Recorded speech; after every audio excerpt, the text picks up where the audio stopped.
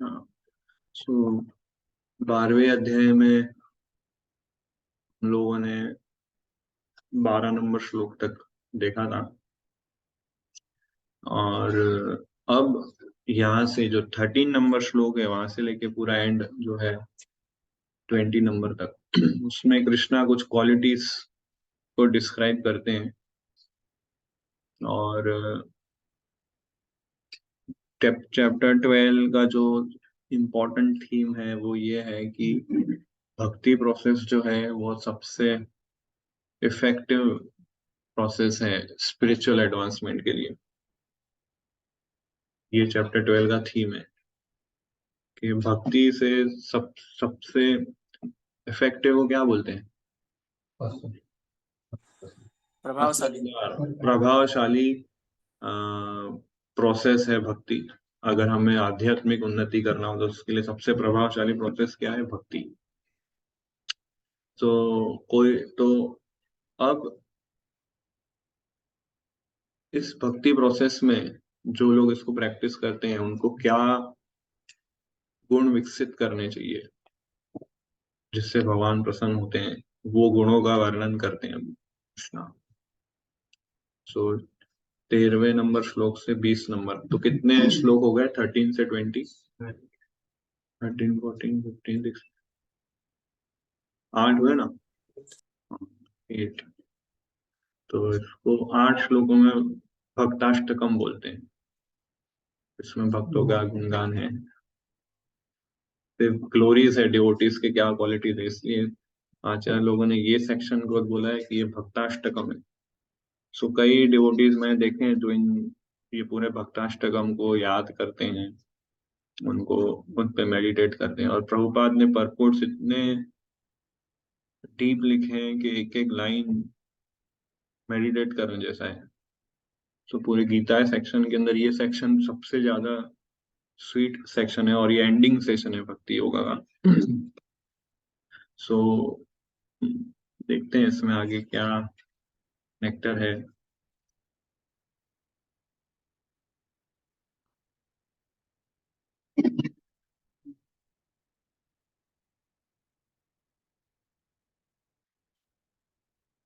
लिख रहा है स्क्रीन?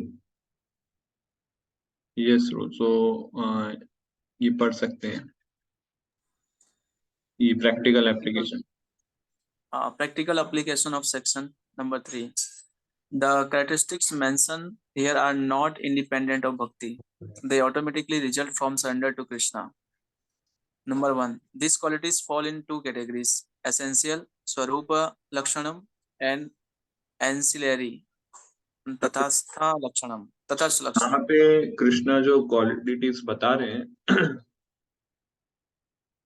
वो दो टाइप की क्वालिटीज है, एक इसेंशियल क्वालिटी और एक एंसिलरी क्वालिटी। मतलब इसेंशियल क्वालिटी मतलब इंपॉर्टेंट क्वालिटी, और एंसिलरी मतलब सेकेंडरी क्वालिटी, प्राइमरी और सेकेंडरी, इस तरह से हम इसको समझ सकते हैं। और फिर पढ़िए आगे next. All the qualities mentioned are ancillary except the most important Bhaktiman, devotional service to the Lord, essential quality. Next. Therefore, all these qualities result from mind and intelligence fixed on Krishna. तो point ये है कि ये जो सारी qualities Krishna बता रहे हैं इस श्लोक के अंदर, ये सेक्शन के अंदर, वो सारे गुण विकसित हो सकते हैं अगर हम मन और बुद्धि जो है केवल भगवान के ध्यान में फिक्स कर दें, तो ये सारे गुण अपने आप विकसित हो जाएंगे। ये इसका है। सो अब इसके अंदर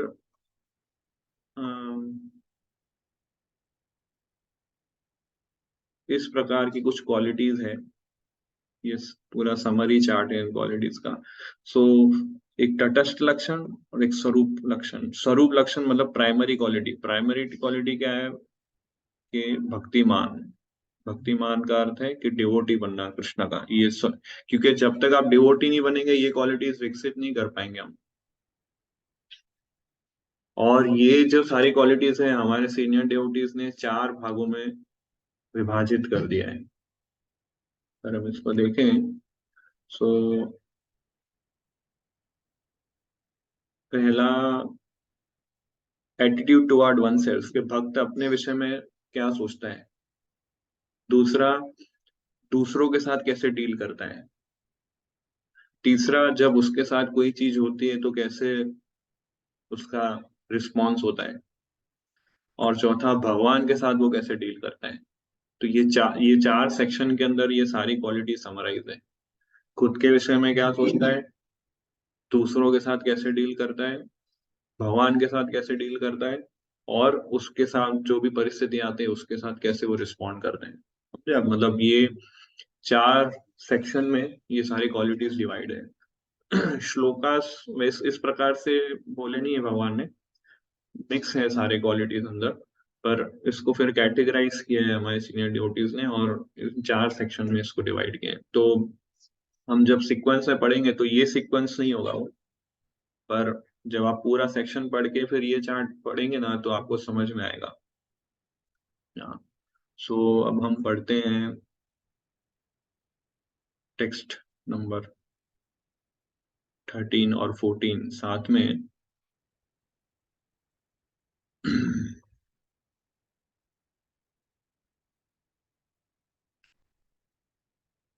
अद्वेष्टा सर्वभूतानां मैत्र करुण एव च, निर्ममो निरहंकार समदुःख सुख शमी, संतुष्ट सततं योगी यतात्मा दृढ़ निश्चय, मयि अर्पितो मनो बुद्धिर यो मद भक्ता समे प्रिय। तो ये जो लास्ट लाइन है, यो मद भक्ता समे प्रिय, ये लगभग हर श्लोक में बोलते हैं इस सेक्शन में कि ऐसा भक्त मेरा बहुत प्रिय है, ऐसा भक्त मेरा बहुत प्रिय है कृष्णा, है ना। So, yes, translation. One who is not envious but is a kind friend to all living entities, who does not think himself a proprietor and is free from false ego, who is equal in both happiness and distress, who is tolerant, always satisfied, self-controlled, and engaged in devotional service with determination. His mind and intelligence fixed on me. Such a devotee of mine is a very dear to me. तो अद्वेष्ट सबसे पहला Krishna quality बोल रहे हैं, अद्वेष्ट। तो अद्वेष्ट का meaning क्या है, नॉन एनवियस। तो सबसे पहला गुण भगवान जो अपने भक्तों से एक्सपेक्ट करते हैं वो है नॉन एनवियस। इसलिए पहला क्वालिटी ये बोला कृष्ण। कितने सारे क्वालिटीज थे, कोई भी बोल सकते थे पहले। फर्स्ट क्वालिटी कृष्णा फोकस करा है कि भक्त जो होता है कभी किसी से ईर्ष्या नहीं करता है, ईर्ष्या द्वेष नहीं करता है। तो ये बेसिक और प्रोफाउंड और फंडामेंटल गुण है कृष्णा डिवोटी का।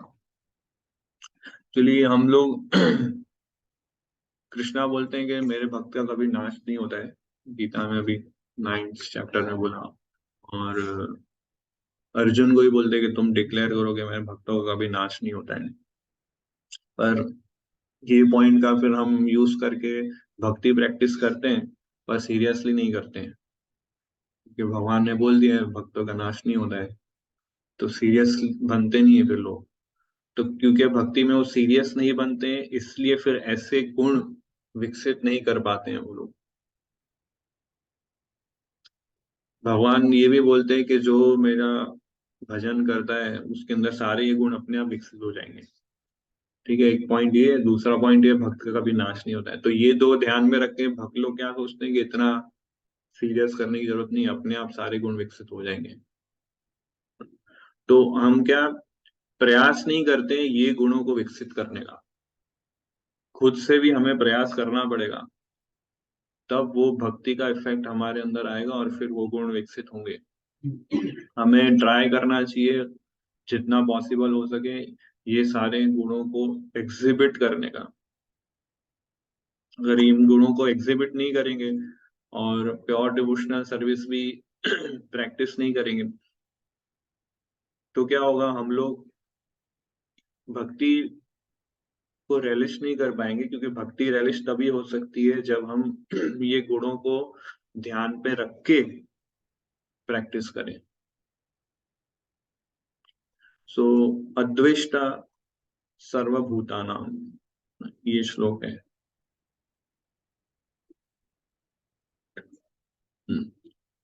अद्वेष्ट सर्वभूतानां मतलब सभी जीवों के लिए, अद्वेष्ट सर्वभूतानां तो सभी के अंदर हम भी आ गए, वो हम भूल जाते हैं। हमें अपने आप से भी ईर्ष्या नहीं करनी चाहिए। अभी आप सोचो कि अपने आप से ईर्ष्या करने का क्या अर्थ है, तो क्योंकि हम अपने आप से ईर्ष्या करते हैं इसलिए दूसरों से ईर्ष्या करते हैं। ये अभी आपको समझाता हूं मैं कैसे। तो, हाँ,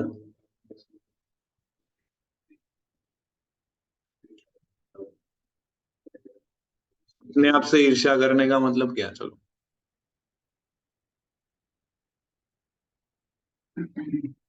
सेल्फ एनवियस, अपने आप से ईर्ष्या करने का क्या अर्थ है? कृणाल प्रभु, आपके क्या इंसाइट्स है इसमें? कृणाल प्रभु थोड़े कंटेम्पलेटिव डिवोटी और नहीं अच्छे कभी कभी पॉइंट शेयर करते हैं। मुझे तो मुझे कुछ नहीं समझ आ रहा। तो हम समझते हैं लोग, ऐसा नहीं, ऐसा नहीं कि सपोज हमने किसी के साथ बुरा व्यवहार किया, हमने किसी के साथ दूसरा बुरा व्यवहार किया, तो और फिर हम क्या उसको क्षमा नहीं करते, और मतलब हमारे साथ, हम क्यों उसके साथ बुरा व्यवहार करते हैं? क्योंकि हम अपने साथ सबसे पहले बुरा व्यवहार करते हैं। खुद से बुरा व्यवहार करने का मतलब क्या, कि हम ये गुणों को विकसित नहीं करते। सो जैसे फॉर एग्जाम्पल, अगर मुझे किसी के साथ अच्छा व्यवहार रखना है तो क्या करना पड़ेगा मेरे को? उसके प्रति एक काइंडनेस रखनी पड़ेगी। काइंडनेस को क्या बोल देंगे? दया भाव, या फिर हाँ, कोमल व्यवहार रखना पड़ेगा। तो वो इम्प्रेशन मेरे माइंड में कब आएगा? जब मैं वैसा एक्ट करूंगा, ठीक है। पर मैं वैसा एक्ट नहीं कर रहा हूँ, मैं इसके साथ क्या, कठोर व्यवहार करता हूँ। तो कठोर व्यवहार करने से मेरे अंदर कठोर इंप्रेशंस आ जाएंगे, कोमल व्यवहार करने से मेरे अंदर कोमल इंप्रेशन आ जाएंगे। तो फिर कठोर इंप्रेशन मेरे अंदर आते जाएंगे तो नेक्स्ट टाइम कभी भी मैं किसी के साथ व्यवहार करूंगा तो कैसा होगा? कठोर व्यवहार होगा।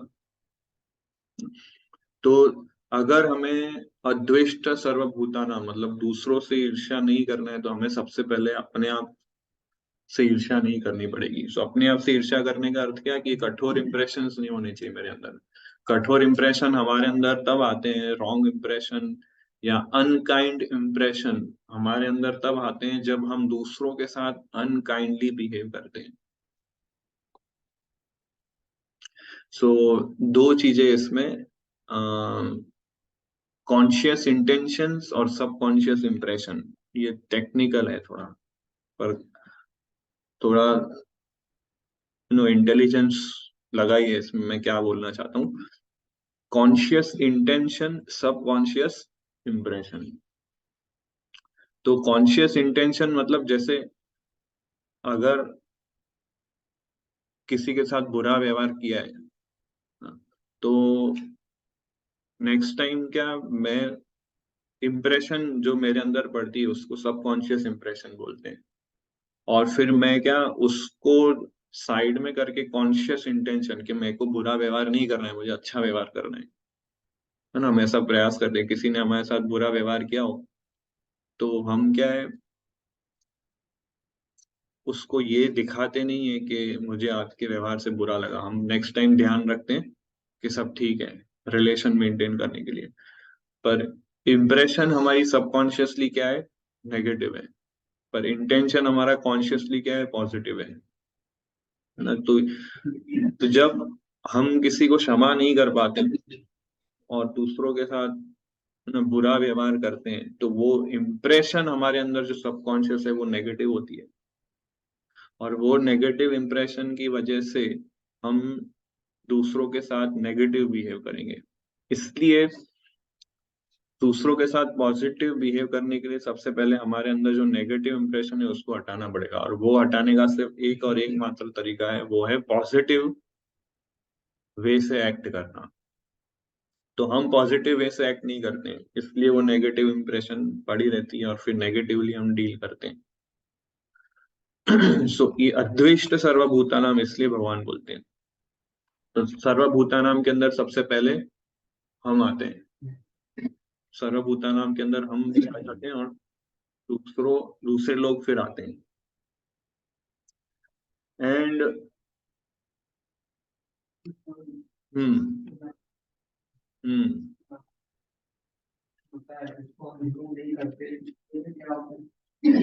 हम फिर वो नेगेटिवली एक्ट करते हैं।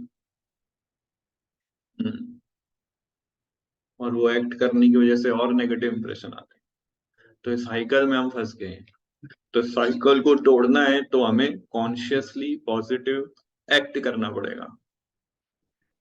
हाँ, कॉन्शियस इंटेंशन के साथ एक्ट करना पड़ेगा, और वो कब आएगा? जब आप स्क्रिप्चर पढ़ोगे और जब देखोगे कि अम्बरीश महाराज के साथ दुर्वासा मुनि ने अम्बरीश महाराज के साथ बुरा व्यवहार किया, फिर भी अम्बरीश महाराज रिटेलिएट नहीं कर रहे।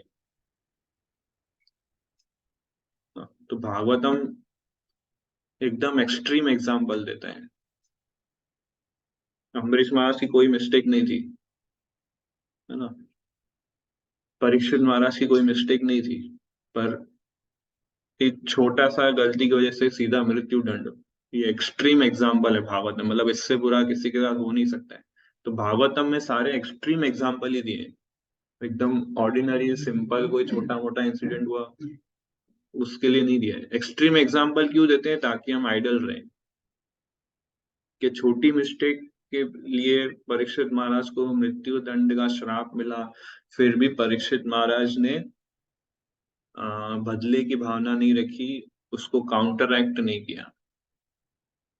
परीक्षित महाराज ने वो सिचुएशन को ब्लेसिंग समझा कि अभी मेरे, चलो ये अच्छा अवसर है, मैं सारे भौतिक जंजाल से डिटैच्ड हो जाऊंगा अभी, ये 7 दिन ही पड़े, 7 दिन में मैं क्या करूंगा।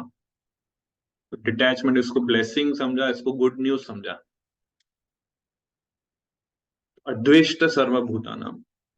सो इसलिए अगर कोई डिवोटी के साथ कोई कुछ बुरा व्यवहार करता है तो वो डिवोटी टाइम वेस्ट नहीं करता है उसको काउंटरैक्ट करने का, कि इसने ऐसा किया और उसने मुझे ऐसा बोला, टाइम वेस्ट नहीं कर, उसको समहाउ इग्नोर करता है और कंटिन्यू अपनी प्रैक्टिस चालू रखता है, क्योंकि वो टाइम वेस्ट है उसके लिए काउंटरैक्ट करना। डिवोटी ऐसा सोचता है, टॉलरेट करता है और कंटिन्यू करता है, पर काउंटरैक्ट नहीं करता, क्योंकि काउंटरैक्ट करने से आर्ग्यूमेंट मेंटालिटी, ऑफेंसिव मेंटालिटी और कंट्रोलिंग मेंटालिटी, प्रूविंग मेंटालिटी, इतना सब कुछ आ जाता है। तो वो सोचता है इतना सब मैं करने जाऊंगा तो मेरा ऑल में चैंटिंग और डिस्टर्ब हो जाएगा, रीडिंग हियरिंग कॉन्शियसनेस पूरा डिस्टर्ब हो जाएगा। बेटर है वो टॉलरेट कर लो। और वो क्यों टॉलरेट करता है? वो ये सोचता है कि मैंने कुछ बुरा कर्म किया है, इसलिए उसका मेरे को जस्ट रिजल्ट और प्योरिफिकेशन मिल गया, और दूसरा, मेरे को विनम्र बनने का अवसर मिला, क्योंकि मेरे साथ जब तक बुरा नहीं व्यवहार नहीं होगा तब तक मुझे कैसे पता चलेगा कि मैं कितना विनम्र हूँ। अच्छा व्यवहार करने से तो कहाँ पता चलेगा कितने विनम्र है। तो ये इस तरह से वो किसी के बुरा व्यवहार को इस तरह से वो देखता है, और टाइम वेस्ट नहीं करता है कि इसने ऐसा बोला और उसने ऐसा बोला और उसने ऐसा किया और उसने ऐसा किया, इसने मेरे साथ पार्शलिटी किया, इसने मेरे साथ चीटिंग किया। परीक्षित महाराज ने ये स्टेप लिया। सो ये रिलेटेड एक पीपीटी है।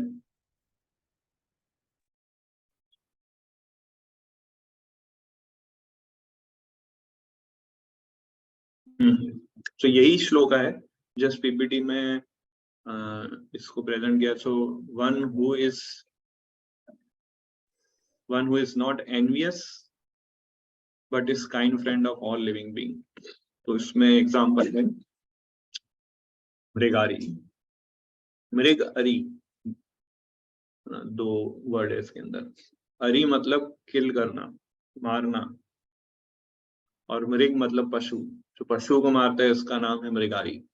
तो ऐसे मृगारी को इतना पॉजिटिव ट्रांसफॉर्मेशन आया कि वो चींटी को भी नहीं मारता है। Again extreme example Bhagavatam. जब ऐसे व्यक्ति को कन्वर्ट कर दिया जो पशु को आधा मार के छोड़ देता था, और वो देख के उसको आनंद आता था कि आधा मार दिया, और उसको आनंद आता है कि पशु ऐसे तड़प तड़प के मर रहा है, उसको वो रेलिश करता था ये व्यक्ति मृगारी। पर भक्तों का संग और हरि नाम इतना प्योरिफाइंग और पावरफुल था कि अब ये चींटी को भी मारता नहीं, वो चींटी को भी मारने से घबराता है। तो one who is not envious friend of all living being, फिर one who does not think himself a proprietor and free from false ego, तो वो कभी अपने आप को स्वामी नहीं मानता है और अहंकार से मुक्त रहता है। इधर एग्जाम्पल है प्रताप रुद्र, पूरे उड़ीसा के राजा थे, पर झाड़ू लेके रथ यात्रा पे झाड़ू लिया और उन्होंने सफाई किया। तो ये सुनना और देखना बहुत अच्छा लगता है, पर हम जब ये प्रैक्टिस करेंगे ना, हमें बहुत डिफिकल्टी आएगी। हमें ये स्टैंडर्ड फॉलो करने का प्रयास करना चाहिए। कभी अपने आप को प्रोप्राइटर नहीं समझे, कभी अपने आप को बड़ा नहीं समझे, हमेशा अहंकार से बचने का प्रयास करें। फिर one who is equal in both happiness and distress, who is tolerant and satisfied. Best example Parikshit Maharaj ना, equal in happiness and distress, tolerant, always satisfied, and is self-controlled, engaged in devotional service with his determination. With determination, his mind and intelligence fixed on me. तो इसमें example है प्रभुपाद जी का, self control, always engaged in devotional service with determination. है ना, कहीं भी Prabhupada travel करते थे, कहीं भी होते थे, पूरे डिटर्मिनेशन का मन और बुद्धि कृष्णा की सेवा में लगाते थे। Such a devotee of mine is very dear to me, ऐसा भक्त मेरा बहुत प्रिय होता है। कोई भी भक्त के अंदर, जैसे ये जो चार्ट है, इसमें ये समझा है कि ये श्लोक के अंदर 13 और 14 के अंदर क्या क्वालिटीज है, इसको हम देखेंगे थोड़े टाइम में। बट ये एक इम्पॉर्टेंट चार्ट है। इसमें बताया है इस चार्ट में कि भक्त के अंदर, भक्त के साथ जब कोई डिस्ट्रेसफुल सिचुएशन आती है तो उसका थॉट प्रोसेस क्या होता है, और वो थॉट प्रोसेस, वो जो सोचता है, उससे क्या रिजल्ट उसको मिलता है। तो क्या होता है, जब भी वो ये सोचता है कि मेरे साथ कोई डिस्ट्रेसफुल कंडीशन है, कोई कठिन परिस्थिति है, तो he thinks that it is Lord mercy upon him. तो क्या सोचता है कि ये भगवान की कृपा है मेरे ऊपर। कैसे भगवान की कृपा है उसके ऊपर? वो ये सोचता है कि ये मेरे पूर्व जन्म के कर्म है जो मुझे मिल रहे हैं, उससे ज्यादा मुझे मिलना चाहिए था, पर जस्ट मेरे को टोकन अमाउंट मिला। पहला ये। दूसरा, वो ये सोचता है कि ये व्यक्ति मेरे से बुरा व्यवहार कर रहा है क्योंकि मैंने इसके साथ कुछ बुरा व्यवहार किया था पास्ट में, उसका ये रिजल्ट है। तो वो व्यक्ति मेरा इंस्ट्रूमेंट बना है मेरे कर्मा मुझे वापस देने के लिए। व्यक्ति बुरा नहीं है, पर कृष्णा ने इस व्यक्ति को इंस्ट्रूमेंट बनाया मेरे कर्मा को क्लियर करने के लिए। तो ये विचार रखता है तो क्या होता है, वो हमेशा काम, क्वाइट, पेशेंट रहता है डिस्ट्रेसफुल कंडीशन में। ना वो किसी से ईर्ष्या करता है दूसरों से कि उसने मेरे साथ ऐसा क्यों बिहेव किया, और उसका शत्रु भी नहीं बनता है वो कभी। ऐसा भक्त ही क्वालिफाइड होता है भगवत धाम जाने के लिए। यही क्वालिफिकेशन है भगवत धाम जाने की, ऐसा ब्रह्मा जी बोलते हैं 10th कैंटो के ऊपर। तो प्रसिद्ध श्लोक के तत्तेनुकंपासु समीक्षमाना। सो अद्वैष्ट में अगेन आता है अम्बरीश महाराज और दुर्वासा मुनि। कभी अम्बरीश महाराज ने कभी भी ईर्ष्या नहीं रखा था दुर्वासा मुनि से, और हालांकि मिस्टेक किसकी थी, दुर्वासा मुनि की, पर अम्बरीश महाराज ने कभी ईर्ष्या नहीं रखा और ना ये बोला कि मेरी कोई मिस्टेक नहीं थी, फिर भी दुर्वासा मुनि मेरे साथ ऐसा व्यवहार कर रहे हैं। टाइम वेस्ट नहीं करते हैं प्रूव करने में ये सही है और वो गलत है, टॉलरेट करते हैं, भले वो सही है फिर भी वो टॉलरेट करते हैं भक्त। तो ये सब बहुत इंपॉर्टेंट क्वालिटी है कि अगर हम सही है चलो अगर हम गलत है और कोई हमें बोल रहा है कुछ कि ऐसा नहीं करना चाहिए, तो ठीक है, समझ सकते हैं हम और उसको टॉलरेट कर सकते हैं। पर अगर हम सही है फिर भी लोग हमको ब्लेम करते हैं, वो चीज को टॉलरेट करना बहुत डिफिकल्ट है।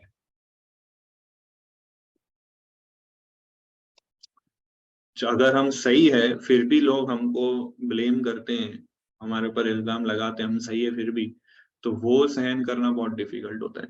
और वो सहन करना हमें आना चाहिए, और वो सहन करना गलत नहीं है एज पर श्रीमद् भागवतम, क्योंकि दुर्वासा मुनि और अम्बरीश महाराज का एग्जाम्पल है इसमें। अम्बरीश महाराज की कोई मिस्टेक नहीं थी, परीक्षित महाराज की कोई मिस्टेक नहीं थी। सो वो टॉलरेट करना भक्त के लिए सबसे बड़ा चैलेंज हो जाता है। वो हमें क्यों टॉलरेट करना पड़ता है? क्योंकि हम ये सोचते हैं मैं सही हूं तो मेरे साथ ऐसा क्यों।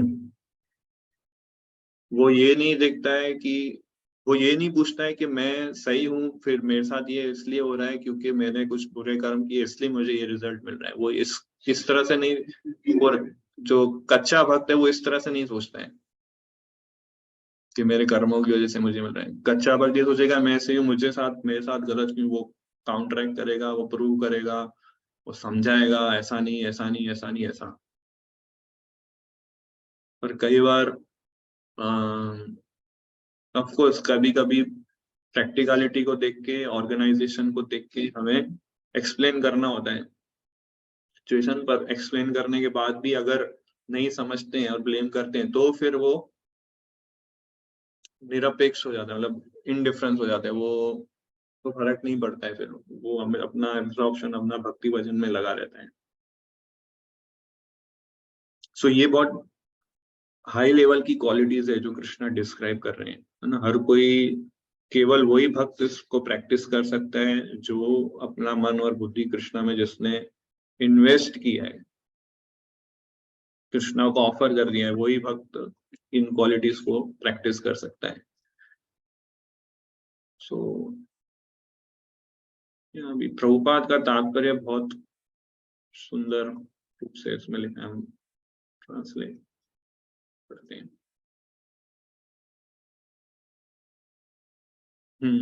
सो बहुत अच्छा है, पढ़िए इसको अच्छे से।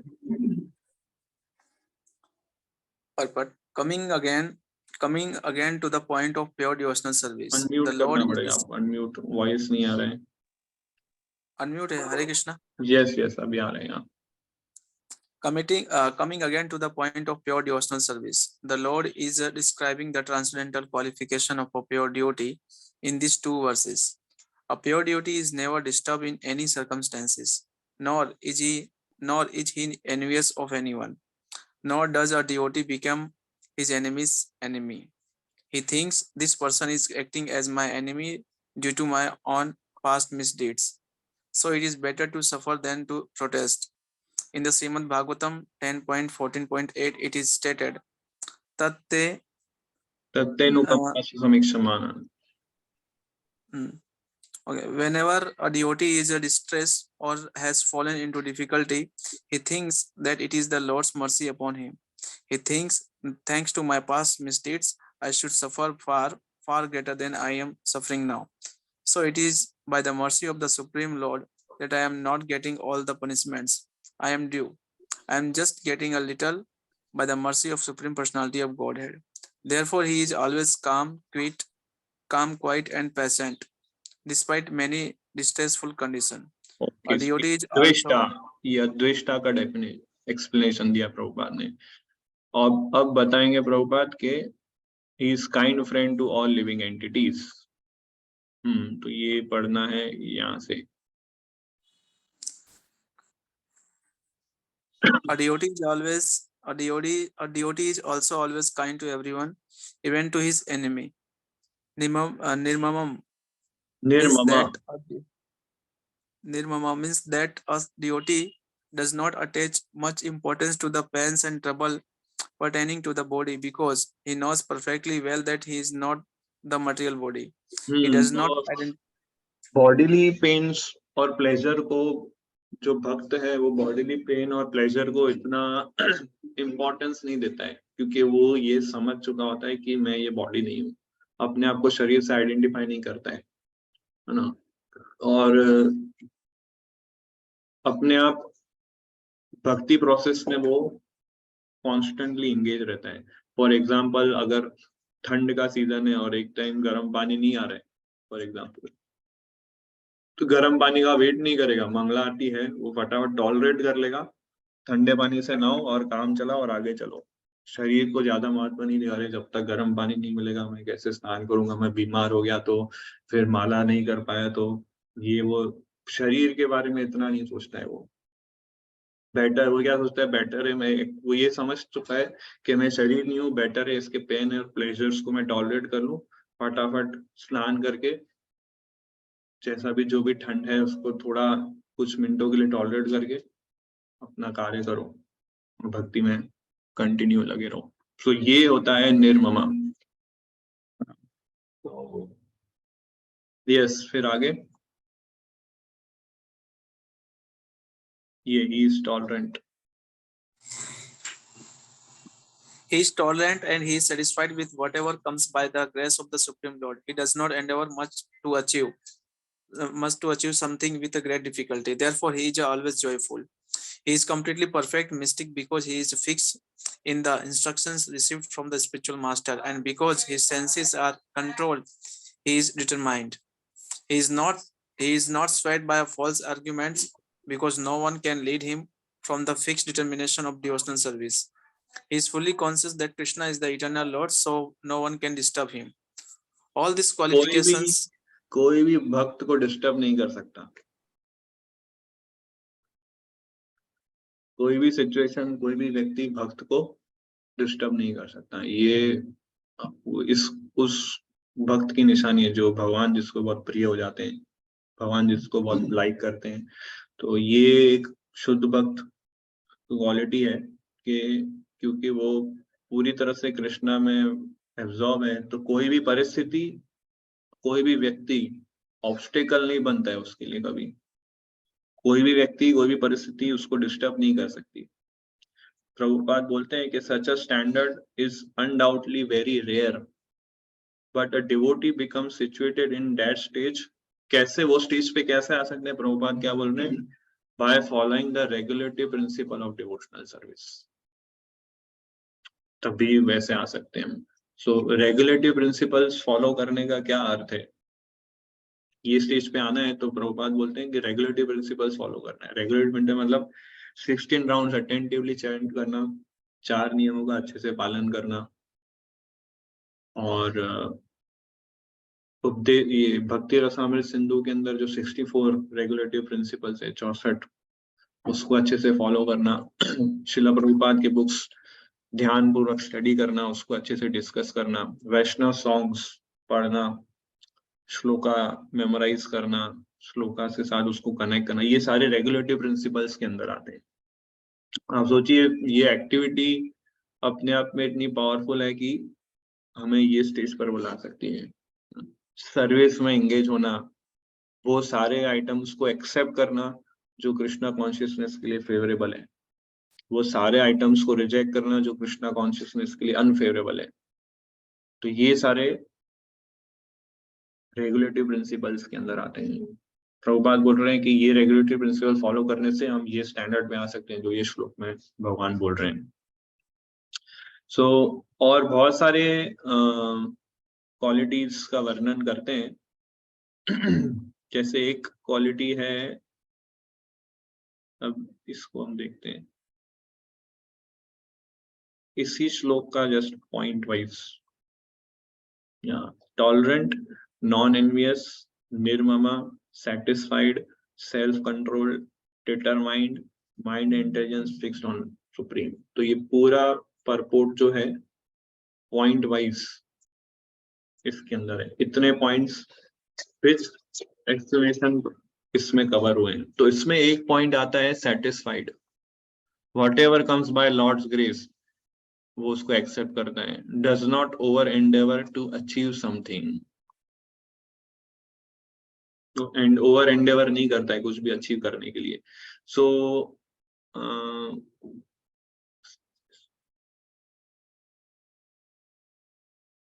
इसमें बस एक पॉइंट में को शेयर करना था कि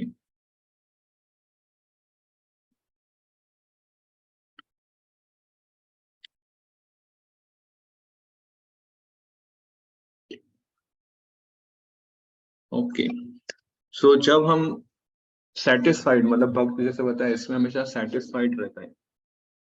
जब हम कृष्णा को अप्रोच करते हैं तो कुछ चीज मांगने के लिए, और फिर जब हमें वो चीज मिल जाती है तो हम कृतज्ञ रहते हैं, हम सेटिस्फाइड रहते हैं।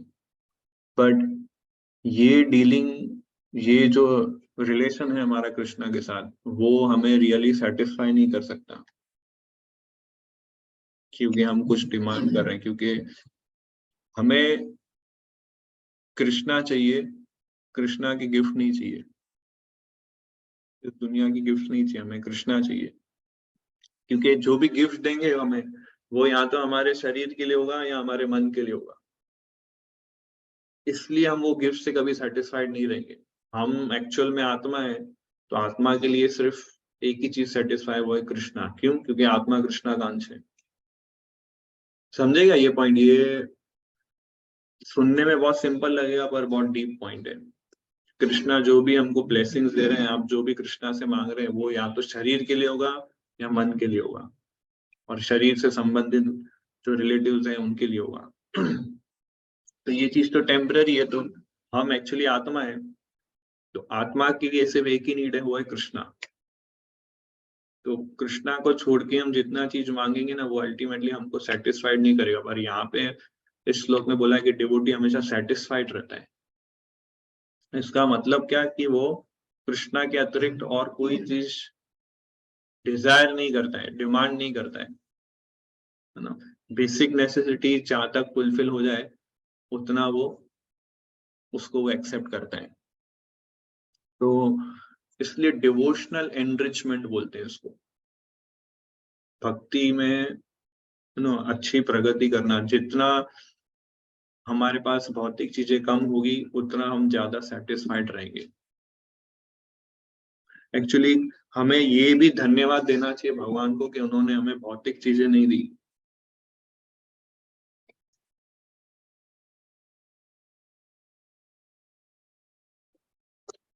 स्विच परफेक्शन चाहिए हर चीज में, ऐसा सर्विस नहीं चलेगा।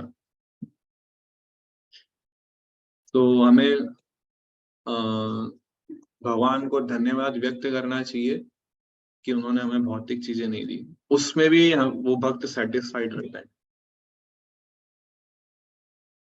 क्योंकि अगर कोई भौतिक चीज मिलती है तो वो हमें शरीर से बांध देती है, वो हमारी डिपेंडेंसी क्रिएट कर देती है उसके ऊपर, वो चीज हमको कंट्रोल करने लगती है। तो जब जब लाइफ हमको वो चीजें नहीं देती है, तो गीता हमें बोलती है कि ऐसी सिचुएशन को हमें डेप्रीवेशन नहीं मानना चाहिए, अपॉर्चुनिटी मानना चाहिए। डेप्रीवेशन मतलब क्या? शुभम प्रभु, डेप्रीवेशन मीन्स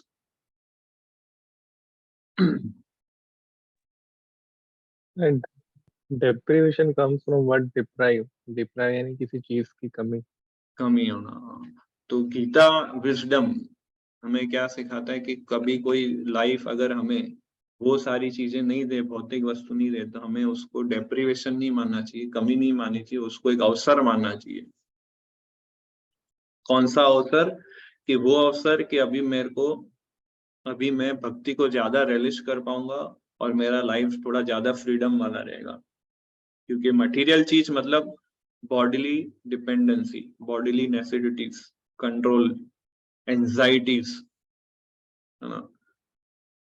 हम सब ने ये फेस किया होगा, कोई भी टेक्नोलॉजिकल गैजेट आप ले आओ, आपका एंजाइटी बढ़ जाएगा, फिर आपका डिपेंडेंसी उसके ऊपर बढ़ जाएगा, बॉडीली नेसेसिटी बढ़ जाएगी, और कृष्णा पे डिपेंडेंसी कम हो जाएगी।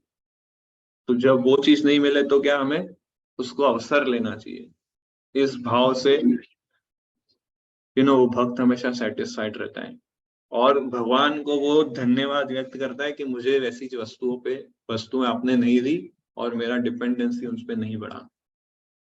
सो इसलिए डिवोटी हमेशा सेटिस्फाइड रहता है। सो कोई व्यक्ति खुश है कि नहीं वो कैसे पता चलेगा? इस तरह से उसको नहीं पता चलेगा कि मेरे पास क्या क्या चीजें हैं, सेटिस्फाइड है कि नहीं, मेरे पास कितनी चीजें हैं, कौन कौन सी चीजें हैं। उससे हम जज नहीं कर सकते कि व्यक्ति कितना सेटिस्फाइड है, पर वो चीजों का वो क्या करता है और कैसे यूज करता है वो इंडिकेटर है कि वो कितना संतुष्ट है। सो डिवोटीज आर ऑलवेज सेटिस्फाइड। और मटेरियल सिचुएशन कई बार भक्त के जीवन में मटेरियल सिचुएशन ऐसी आ जाती है कि वो एक ही चीज से एक्चुअली अनसेटिस्फाइड रहता है कि मेरी भक्ति में प्रोग्रेस नहीं हो रहा है बस। तो एक होता है हॉरिजॉन्टल डिससैटिस्फैक्शन और एक होता है वर्टिकल डिससैटिस्फैक्शन। समझते हैं हॉरिजॉन्टल डिससैटिस्फैक्शन मतलब क्या? कौन बताएगा? What is horizontal dissatisfaction?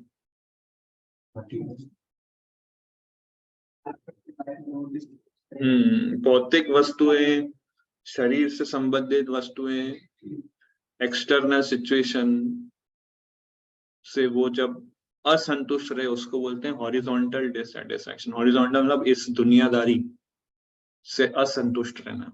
और एक होता है वर्टिकल डिससैटिस्फैक्शन। वर्टिकल डिससैटिस्फैक्शन मतलब भक्ति में मेरा प्रोग्रेस नहीं हो रहा है ना? मैं और प्योर नहीं बन पा रहा हूँ, और प्योर बनना है ना? सो हॉरिजॉन्टल डिससैटिस्फैक्शन। सो भक्त जो होता है वो हॉरिजॉन्टली सेटिस्फाइड होता है, वर्टिकली डिससैटिस्फाइड होता है। सो जो भी डिससैटिस्फैक्शन भक्त के जीवन में होता है वो उसको चैनलाइज करता है वर्टिकली, है ना, प्योर बनने के लिए, मटेरियल एक्विजिशन के लिए नहीं करता है वो डिससैटिस्फाइड। हाँ, कई बार मटेरियल सिचुएशन ऐसी हो जाती है कि उसके लिए कई बार स्पिरिचुअल प्रैक्टिस करना भी डिफिकल्ट हो जाता है या फिर बेसिक मटेरियल सर्वाइवल भी उसके लिए डिफिकल्ट हो जाता है, तो वो सिचुएशन को चेंज करता है, पर वो चेंज उसका एंड नहीं है। तो चेंज एक जस्ट वे है ताकि वो वर्टिकली प्रैक्टिस कर सके। कई बार हम वो चेंज करते हैं ना, तो वो चेंज कर लिया हमने, अभी वो मुझे वो चीज मिल गई तो सेटिस्फाइड हो गया, तो वहां पे एंड हो गया उसका, ऐसा मान दे। और चेंज एक मीन्स है ताकि हम वर्टिकली कृष्णा से कनेक्टेड रहें और इटर्नली हम वो लव रिलीज कर पाए। सो इसलिए हमें वर्टिकली डिससैटिस्फाइड रहना है और हॉरिजॉन्टली सेटिस्फाइड रहना है।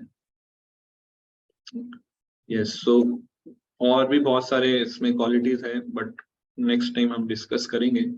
सो किसी का कोई प्रश्न है पूछ सकते हैं।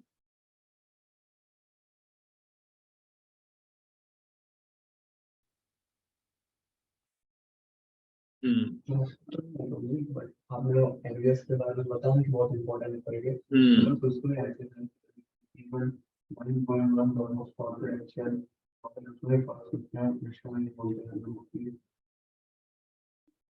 नॉन एनवीएस को नॉन कॉन्फिडेंशियल। यस, कि तुम नॉन एनवीएस हो।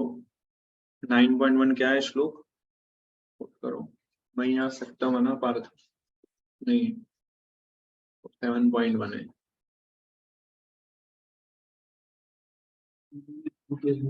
हाँ,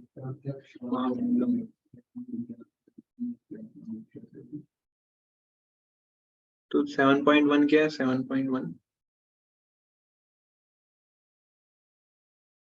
तो हियरिंग का आई थिंक बताया। 9.1 देखो।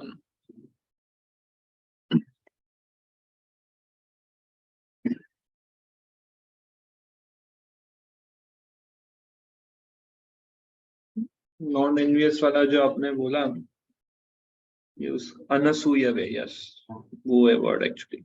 इदम ते तुभ्यमं तमं प्रवक्ष्याम्य अनसूयवे।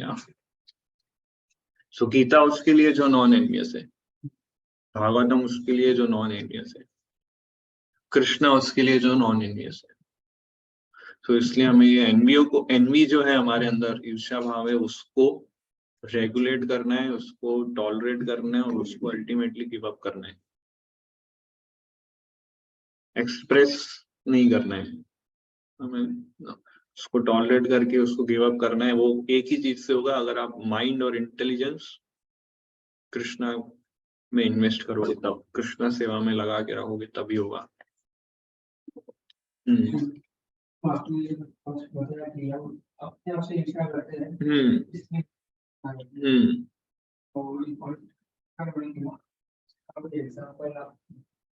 अपने आप से, इसीलिए ये समझना पड़ेगा अपने आप से ईर्ष्या करने का मतलब क्या।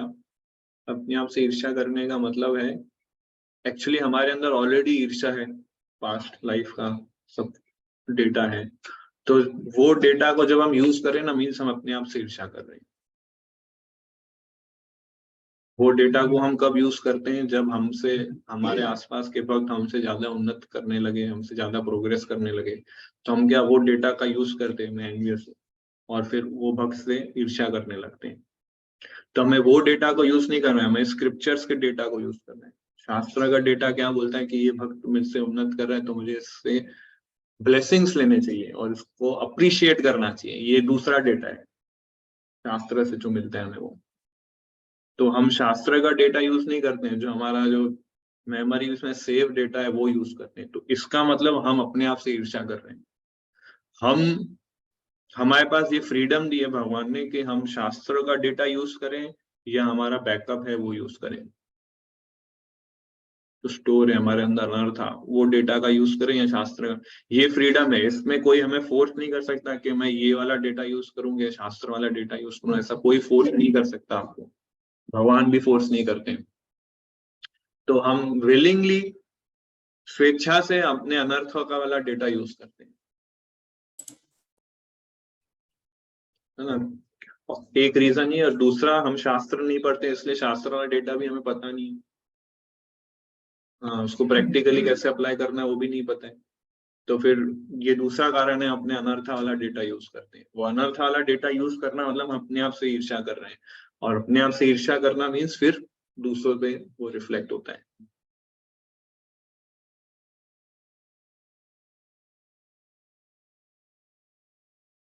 हम कृष्णा के अंश हैं, कृष्णा के पार्ट एंड पार्सल है हम। ये हम ये हम जानते हुए भी अगर हम ईर्ष्या द्वेष कर रहे हैं, मीन्स दूसरे जो कृष्णा के जो दूसरे पार्ट एंड पार्सल है उनसे हम ईर्ष्या द्वेष कर रहे हैं, मीन्स इनडायरेक्टली हम कृष्णा से भी ईर्ष्या द्वेष कर रहे हैं। अपनी बॉडी की आप माइंड कृष्णा की सेवा में ही लगाना है उसको बस।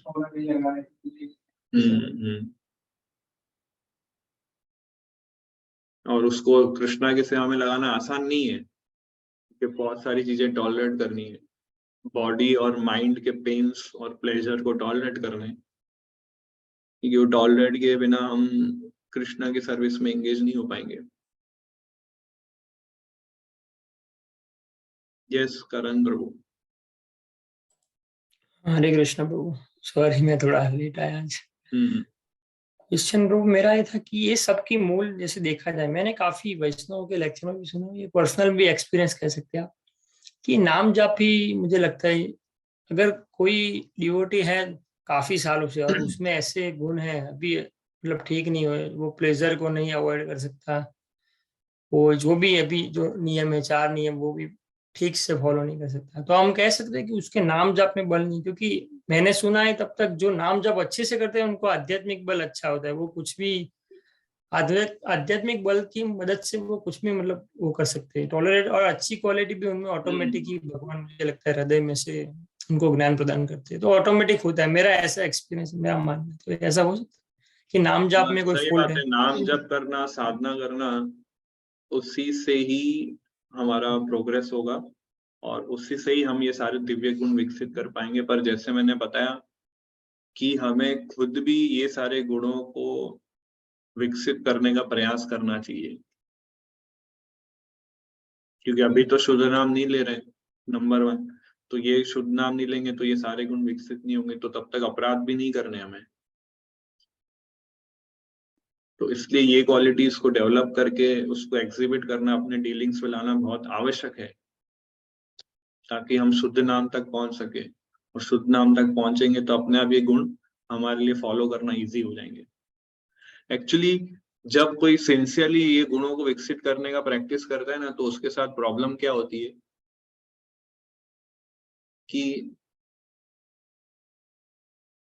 उसको अगर ईर्ष्या आता है ना, तो उसको अपने आप पे गुस्सा आता है, सामने वाले व्यक्ति पे नहीं आता है कि मुझे क्यों ईर्ष्या हो रही है। ये प्रॉब्लम उसको ज्यादा परेशान करेगी। वो भक्त आगे बढ़ रहा है, उससे उसको कुछ प्रॉब्लम नहीं होगी। अगर वो सिचुएशन में उसको अगर गुस्सा आता है, तो उसको अपने आप पे गुस्सा आएगा, मुझे गुस्सा क्यों आ रहा है सिचुएशन में। मैंने शास्त्र से ये पढ़ा है, मैंने भक्तों से ये सुना है, मैंने आइडल डिवोटीज को इस तरह से बिहेव करते देखा है, मैं क्यों नहीं कर पा रहा हूँ। वो उसको ज्यादा परेशान करेगा जब वो गुस्से वाली सिचुएशन में आएगा। और ये उसके प्रोग्रेस की निशानी है, और ये बहुत अच्छी निशानी है अगर ऐसा होता है हमारे साथ। तो इसके नीचे वाला भक्त क्या सोचता है, उसको तो पता ही नहीं चलता है, वो तुरंत रिएक्ट कर लेता है। गुस्सा है तो तुरंत गुस्सा एक्सप्रेस करेगा, ये सोचेगा मैं तो सही हूं ना, मैंने क्या गलती की। और इससे प्रोग्रेस करता है जो व्यक्ति, वो सोचता है मुझे गुस्सा क्यों आ रहा है, मुझे ईर्ष्या क्यों हो रही है। ये इसमें ये उसके बाद शास्त्र का डेटा होता है पूरा अच्छे से, पर वो यूटिलाइज नहीं कर पाता है, और अपने आप पे गिल्ट और रिपेंट करता है कि मैं क्यों नहीं यूज कर पा रहा हूँ। और वो प्रैक्टिस, उसको बोलते हैं प्रैक्टिस।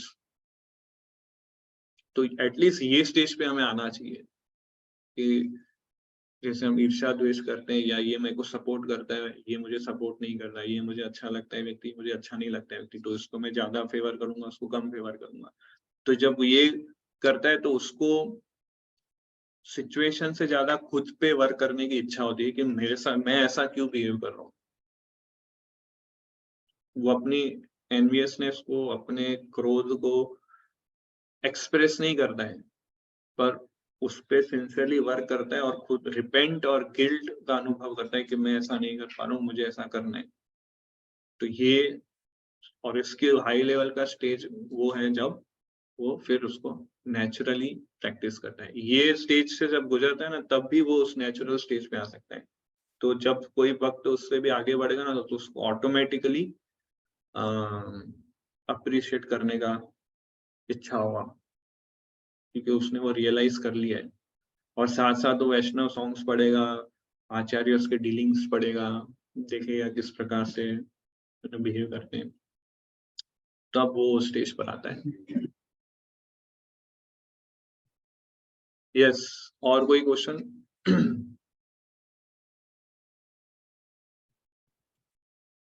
ओके, सो यहाँ हम एंड करते हैं।